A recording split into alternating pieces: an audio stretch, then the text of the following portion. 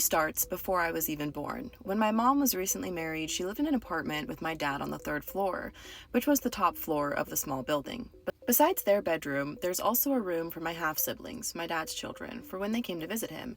They had some toys and stuff there. When my dad went off to work, my mom would be alone in the apartment doing chores and stuff. Except for that, she sometimes could hear someone playing with marbles on what would be a floor up. But as I said earlier, there wasn't any more floors, and there wasn't an attic or anything like that. Another time, she would hear loud running in the apartment, and when she went to see, she would find my siblings' toys all spread on the floor of their room. Or when she was listening to the radio, someone or something would change the station she was listening to.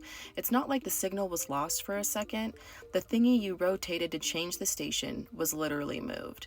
Another thing that happened is that my parents' bedroom door had a small hole, and sometimes at night she could see an eye looking through it.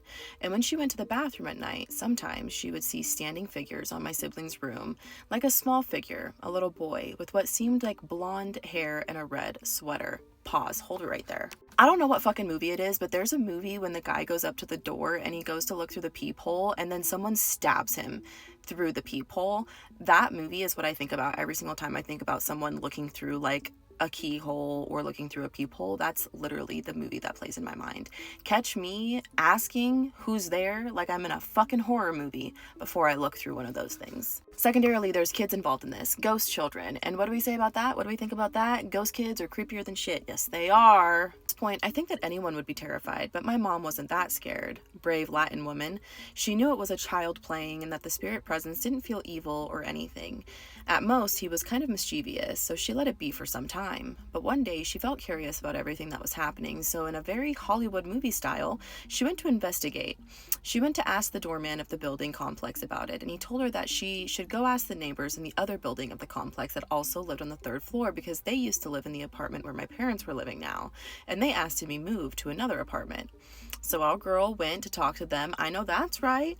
And they told her that they also heard and saw the little boy, but they got tired and spooked, so they changed the apartments. Knowing more of the story, she asked a friend who knew a lot about spirits and the paranormal stuff what maybe she could do to get rid of him because she was also getting tired and a little spooked. Besides that, she got pregnant and she didn't want the boy to get jealous, maybe harm me in any way.